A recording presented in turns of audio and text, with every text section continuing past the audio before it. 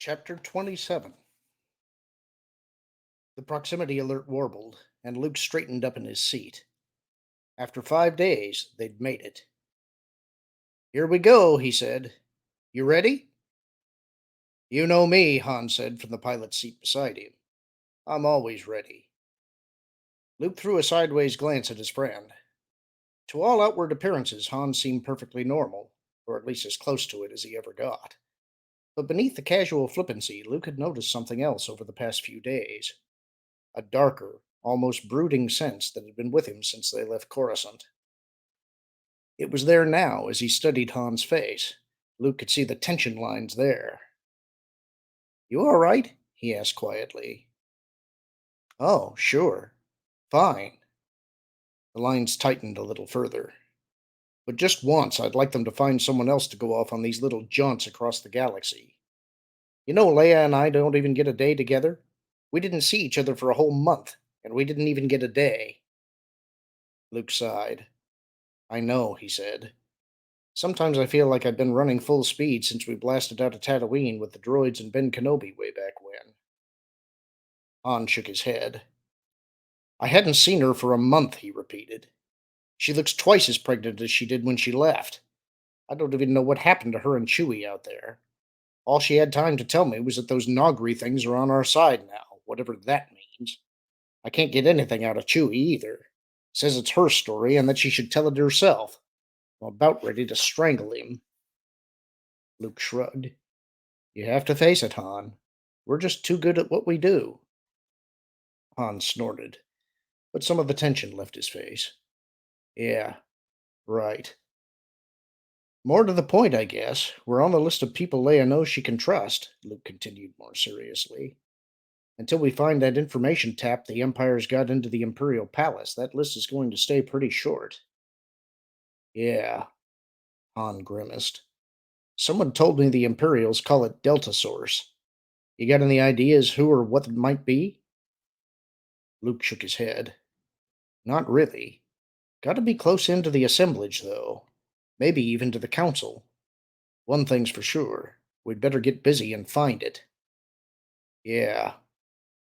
Han stirred and reached for the hyperdrive levers. Get ready. He pulled the levers, and a moment later they were again in the blackness of deep space. Here we are, Han announced. Right. Luke looked around, an involuntary shiver running up his back. Dead center in the middle of nowhere. Should be a familiar feeling for you, Han suggested, keying for a sensor scan. Thanks, Luke said. But getting stuck between systems with a dead hyperdrive isn't something I want to get familiar with. I didn't mean that, Han said innocently as he keyed the comm. I was talking about Tatooine. Wedge?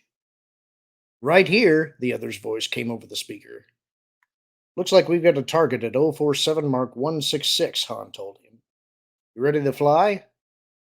Ready and eager. Okay. Han took a last look out the viewport and keyed the cargo hatch release. Go. Luke craned his neck to look in the direction Han had indicated. At first, all he could see was the normal scattering of stars, achingly bright against the total blackness around them. And then he saw them, the softer glow of a ship's running lights.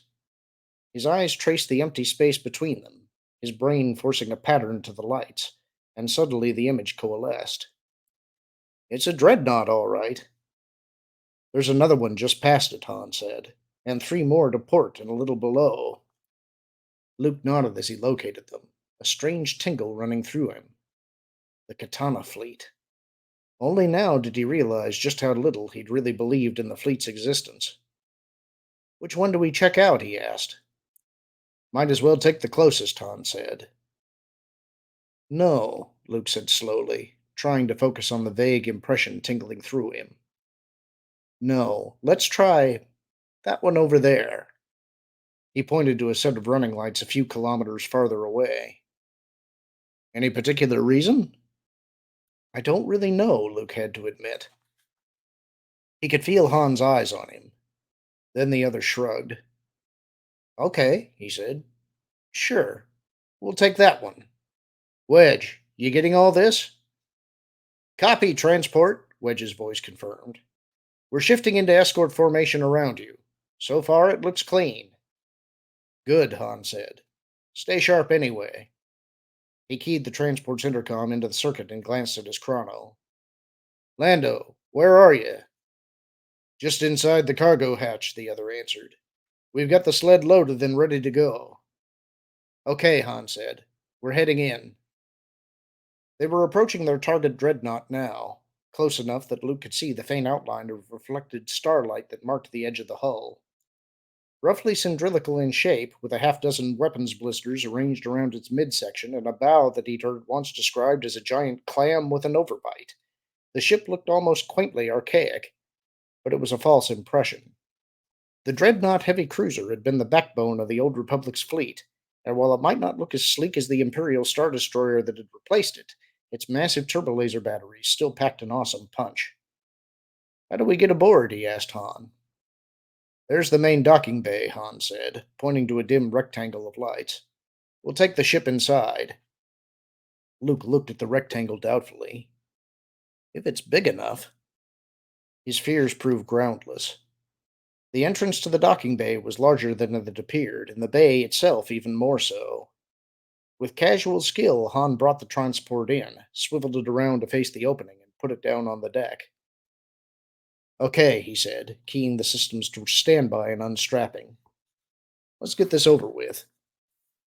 Lando, Chewbacca, and the four-man tech team were waiting at the cargo hatchway when Han and Luke arrived, the techs looking somewhat ill at ease with the unaccustomed blasters belted awkwardly to their sides. Checked the air yet, Ansel? Han asked. It looks fine, the head of the tech team reported, offering Han a datapad for inspection. Better than it should be after all these years. Must still be some droids on housekeeping duty. Han glanced at the analysis, handed back the datapad, and nodded to Chewbacca.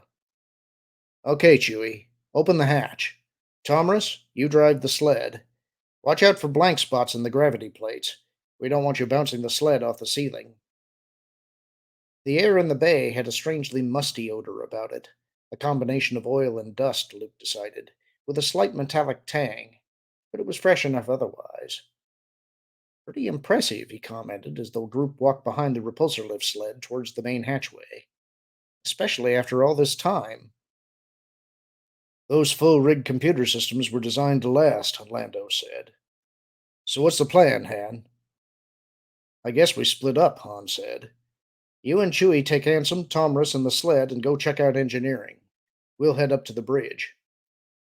For Luke, it was one of the eeriest trips of his life, precisely because it all looked so normal. The lights in the wide corridors were all working properly, as were the gravity plates and the rest of the environment system. Doors leading off the corridors slid open automatically whenever any of the group strayed close enough to trigger them, revealing glimpses of perfectly maintained machine shops, equipment rooms, and crew lounges. The faint mechanical noises of idling systems whispered around the sound of their own footsteps, and occasionally they glimpsed an ancient droid still going about its business. To all appearances, the ship might just as well have been abandoned yesterday. But it hadn't been. The ships had been floating here in the blackness for half a century, and their crews had not left, but had died here in agony and madness. Looking down empty cross corridors as they walked, Luke wondered what the maintenance droids had made of it all as they cleared away the bodies. The bridge was a long walk from the docking bay, but eventually they made it.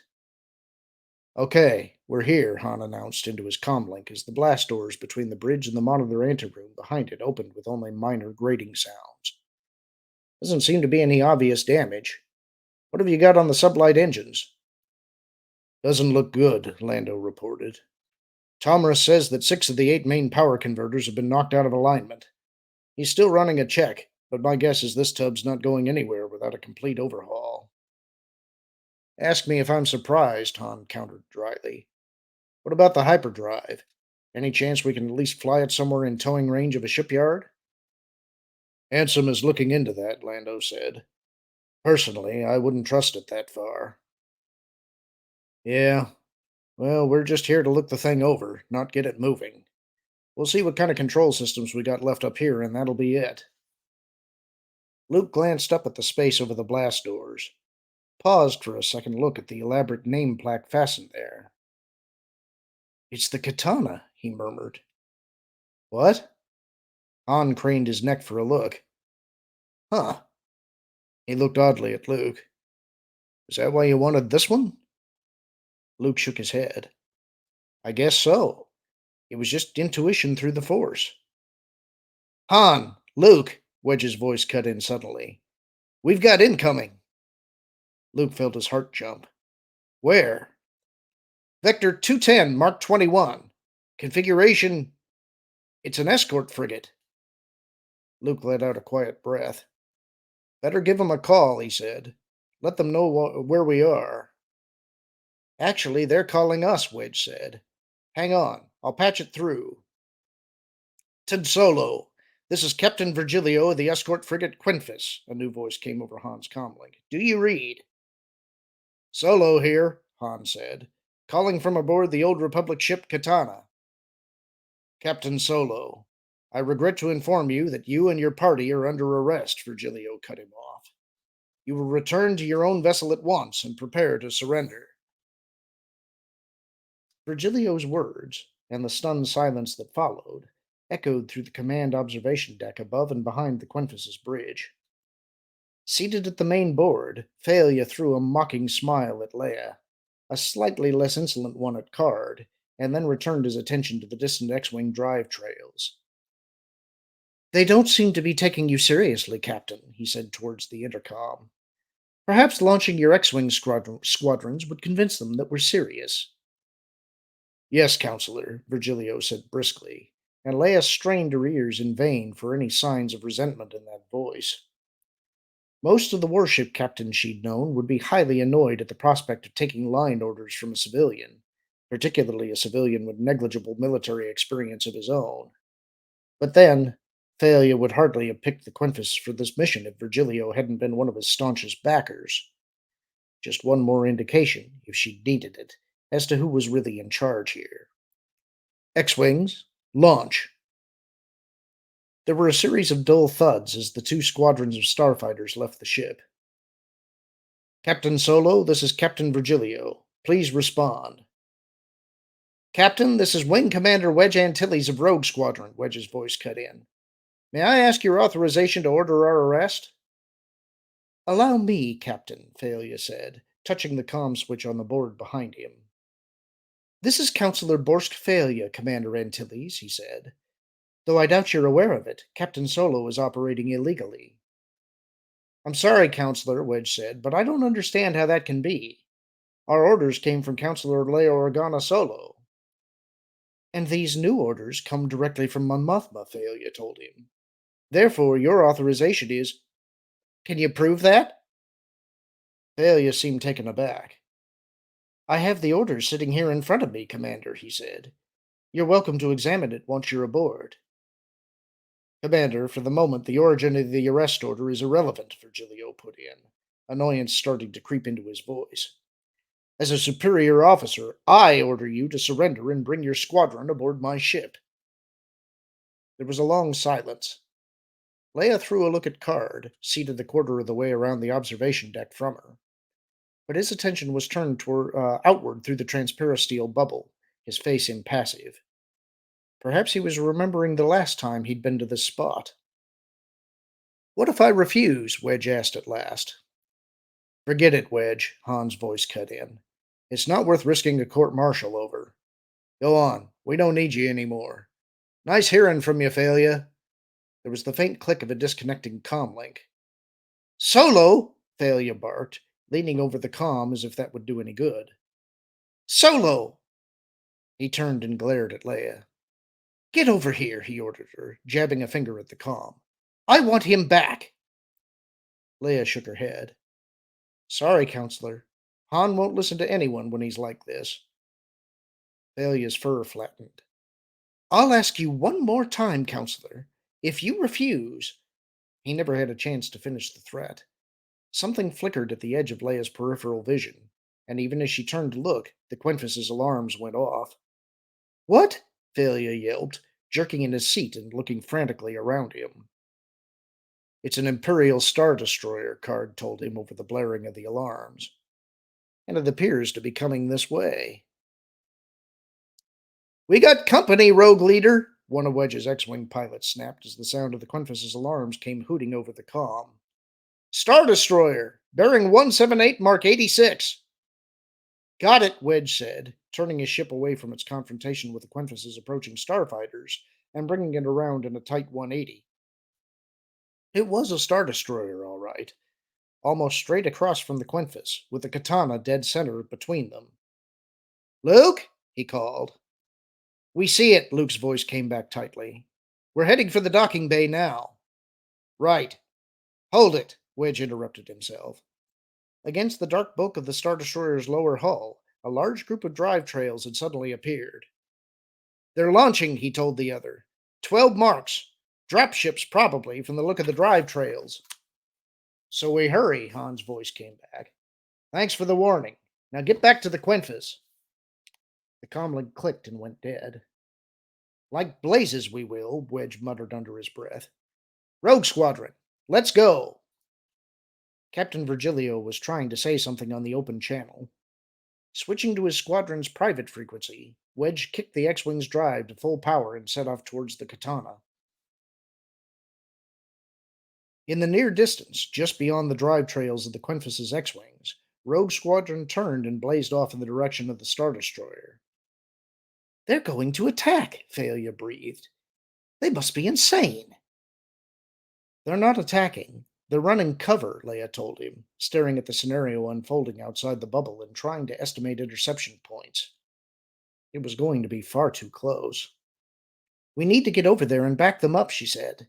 Captain Virgilio? Captain Virgilio, you'll recall your X-Wings at once, Thalia cut her off. Navigation will prepare to make the jump to light speed.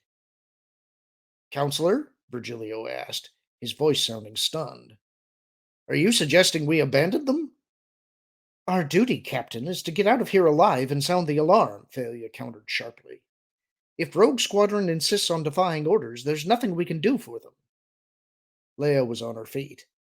Captain! Thalia was quicker, slapping off the intercom before she could speak. I'm in charge here, Counselor, he said, as she started towards him. Authorized by Mon Mothma herself.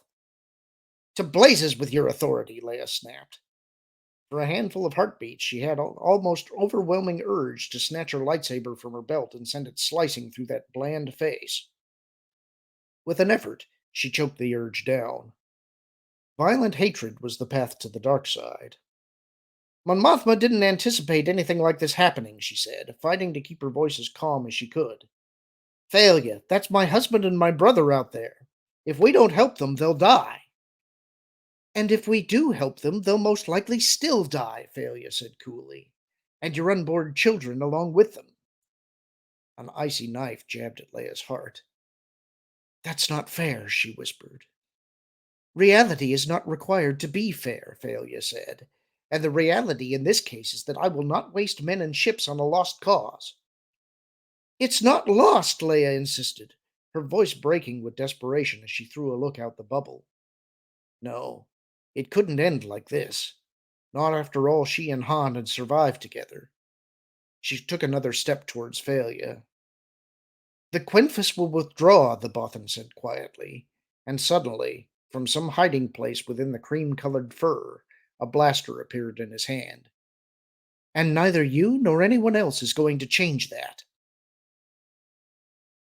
Report from sensors, Captain, the officer at the Judicator's scan station called up to the command walkway. All the other dreadnoughts in the region read negative for life forms. So, they're concentrating on just the one, Captain Brandy nodded. That's where we'll hit then. The rebels will be in far less of a hurry to open fire on a ship that has their own people aboard. Still just the one starfighter squadron moving to intercept? Yes, sir. The escort frigate and the other two squadrons haven't yet responded. They must have been caught off guard. Perhaps. Brandy permitted himself a slight smile. So it always went with rebels. They fought like crazed animals when they had nothing to lose, but give them a taste of victory and a chance to enjoy the spoils of war, and suddenly they weren't nearly so eager to risk their lives anymore. one of many reasons why the Empire would ultimately defeat them. Order the dropships into defense formation, he instructed the communications officer, and have Starfighter Command launch 2 squadrons of TIE fighters to intercept those X Wings. He smiled again. And send a message to the Chimera. Inform the Grand Admiral that we have engaged the enemy. For a long minute, Han gazed out the bridge observation bubble at the approaching Imperial ships, doing a quick estimate of times and distances and ignoring the fidgeting tech men waiting nervously in the bridge doorway. Shouldn't we be going? Luke prompted from beside him. Han came to a decision. We're not leaving, he said, thumbing on his comlink. We'd get the transport out of the docking bay just in time to run into those dropships and TIE fighters. Lando? Right here, Lando's voice came tensely back. What's happening out there? Imperial's on the way, Han told him, moving over to the bridge fire control panel and gesturing the techs to join him. Rogue Squadron's moving to intercept, but it sounds like Phalia's crowd is going to run for it. Lando swore under his breath. We can't just sit here and let Wedge tackle them alone. We're not going to, Han assured him grimly. Get busy back there and see what shape the power coupling to the turbolaser batteries is in. We'll check the fire control up here. And make it fast. Once they break formation, we won't be able to hit them. Right. Han stuck the comlink back in his belt. How's it look, Shen? Looks pretty solid, the tech's muffled voice came from underneath the control board. Klein? Connections look good here, too, the other tech reported from a board across the room. If we could get the computer to enable the system. There we go. He looked at Han. You're all set. Han sat down at the weapons panel, running his eyes over the unfamiliar arrangement of the controls and wondering if all this effort was more than just spitting in a vacuum. Even these full-rigged, computer-centralized, slave circuit-equipped dreadnoughts still required over 2,000 people to fly them. But the Imperials wouldn't be expecting a derelict ship to fire. He hoped. Here we go, he muttered to himself as he keyed for visual targeting. The dropships were still flying in tight formation, using their overlapping shields to protect them from any lucky shots from the approaching X-Wings. The faster TIE fighters had caught up with them now, sweeping around the group on all sides and starting to pass them. You've got just one shot at this, Luke murmured. Thanks, Han growled. I really needed to hear that. He took a deep breath, held it, and gently squeezed the fire control triggers. The Katana lurched, and as the multiple blazes of turbolaser light flashed outward, he felt the double thud of a disintegrating capacitor bank through the deck. Luke had been right. The ship's first shot had been its last, but it had been worth it. The laser bolts hit the dropship formation dead center, and suddenly the whole Imperial force seemed to come apart in a blaze of multiple explosions. For a few seconds, everything was hidden behind secondary explosions and clouds of debris. Then, through the destruction, a handful of ships shot out. A few more joined them, this group moving with a distinctive limp of damaged property. Looks like you took out 5 of the dropships, Klein reported, peering through a set of macro binoculars pressed tightly against his face. A few of the TIE fighters, too. They're going into evasive maneuvers, Luke added. Okay, Han said, getting up from the chair and pulling out his comlink. That's it for that game. Lando? Whatever you just did had made a real mess back here, the other's voice came back. Took out the fire control power coupling and at least one of the generators. What now? We get ready for a boarding party, Han told him. Meet us in the portside main corridor just forward of the docking bay. We'll see what kind of defense we can set up. Right. Han shut down the comlink. Let's go, he said. This had better be some defense, Luke commented as they left the bridge and headed back down the portside corridor. Especially when we're talking maybe 40-1 odds. Han shook his head. Never tell me the odds, he admonished the other, glancing at the chrono. It could be any time now. Besides, you never know when the odds are going to change.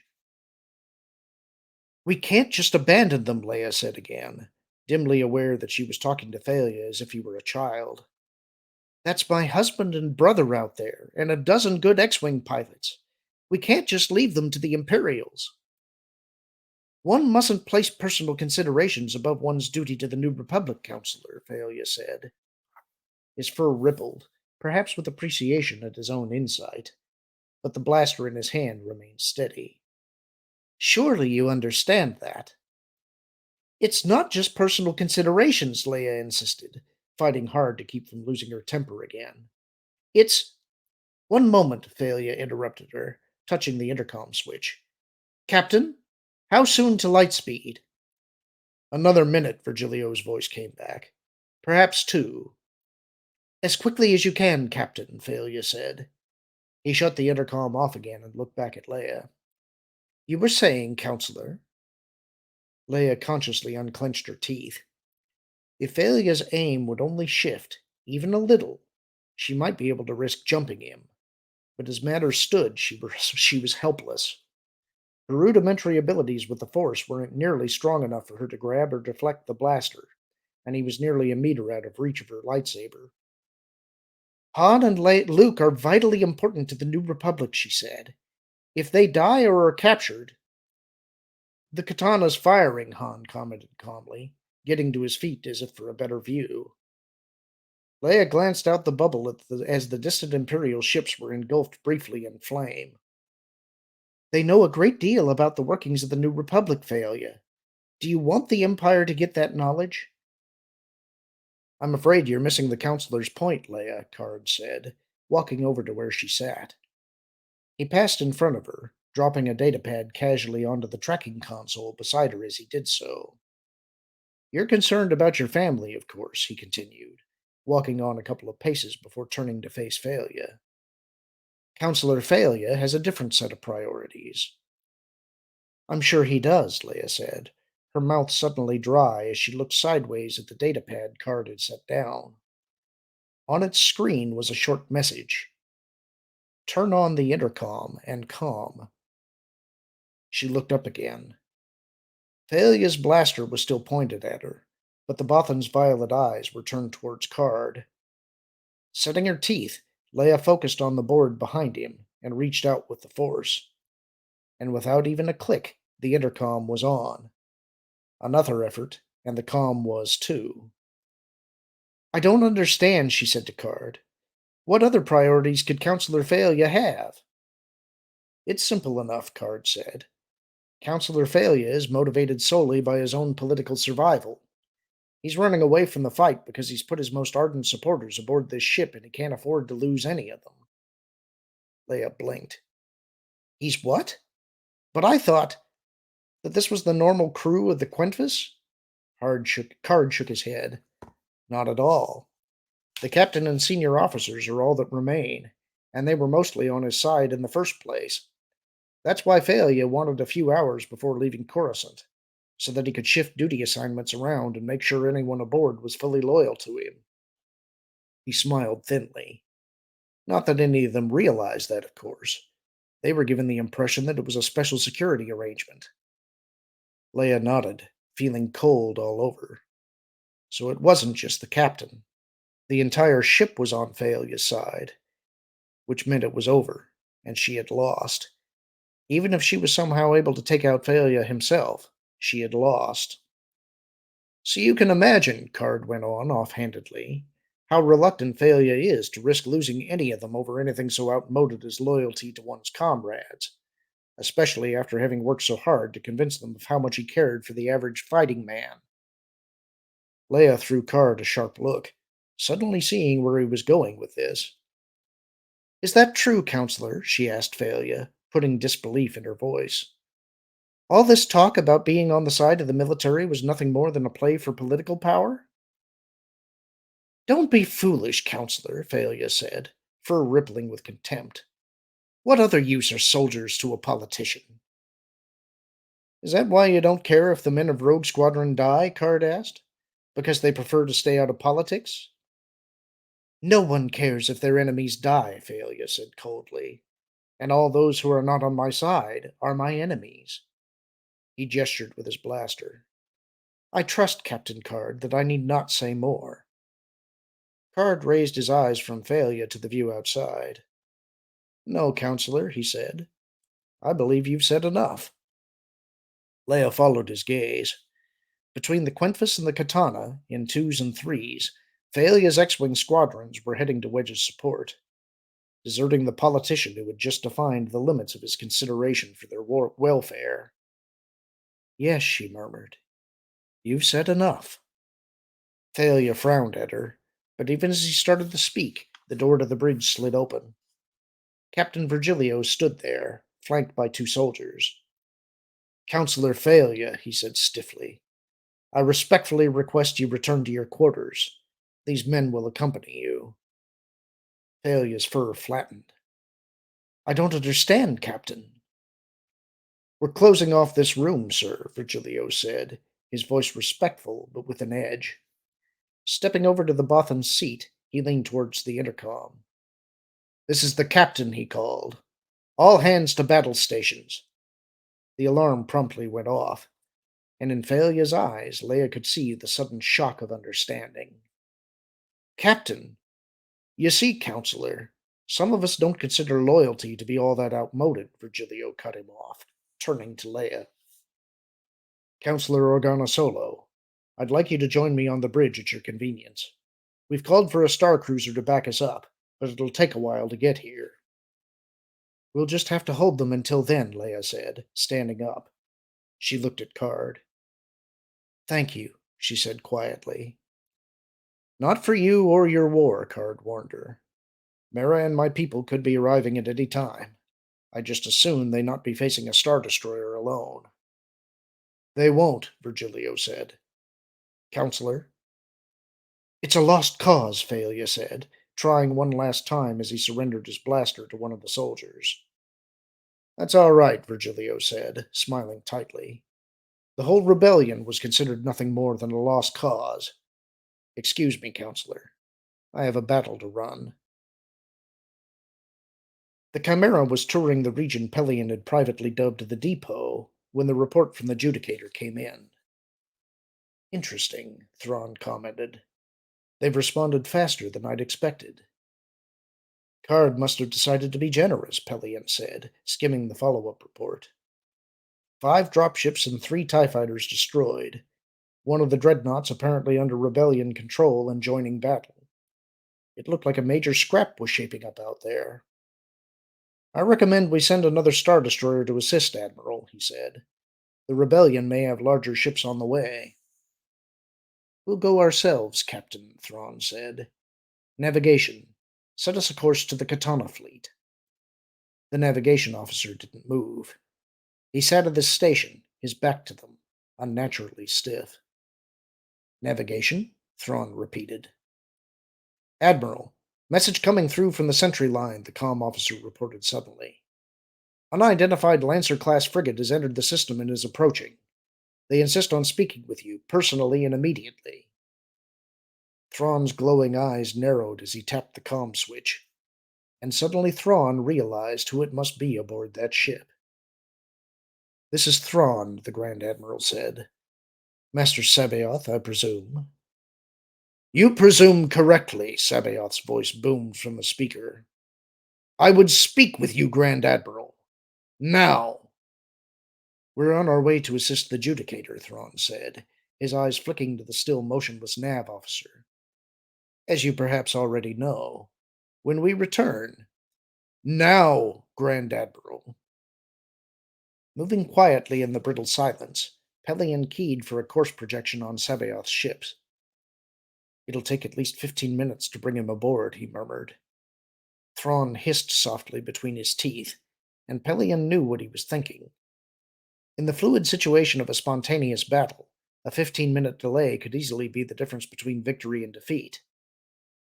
Captain, order the peremptory to assist the Judicator, the Grand Admiral said at last. We'll remain here to consult our ally.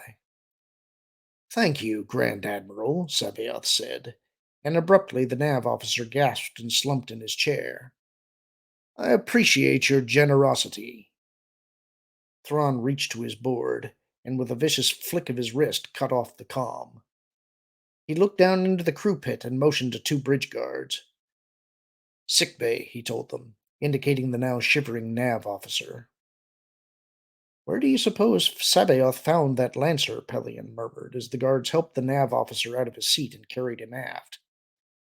He most likely hijacked it, Thrawn said, his voice tight. He's been sending messages for us over distances of several light years, and he certainly knows how to take control of people.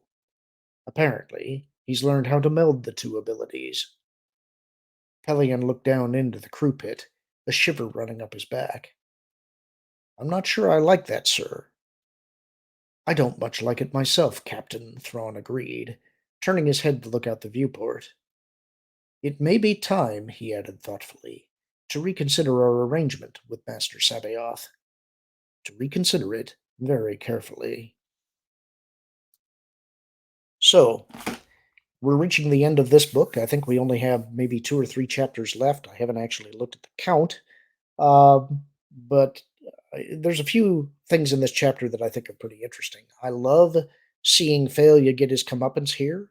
He's your typical politician. He uses, in this case, a portion of the military to his advantage. He managed to convince them that he was on their side, but he uses them as a tool for his own political advantage. Virgilio's statement at the end of their little confrontation, I think, is something that could be applied to the fan base today. Looking at how Disney has handled Star Wars for the last decade, they've been overly confident themselves about the ability to control the narrative. That's now crumbling. Much like those fans who were a fan of the Snyder universe when talking about DC. Um, they thought they could control that narrative, and the fans had something else in mind. They were eventually able to put enough pressure on them that they were forced to release the Snyder Cut. I think Disney is starting to learn that lesson now. They do require our support, like it or not. You will succeed or fail based on whether or not your corporation is making money. Disney is a behemoth, but they're not invulnerable. And eventually, these small cuts that we're able to enact do exact a toll. And so I think that they're going to have to figure out how they're going to manage this situation.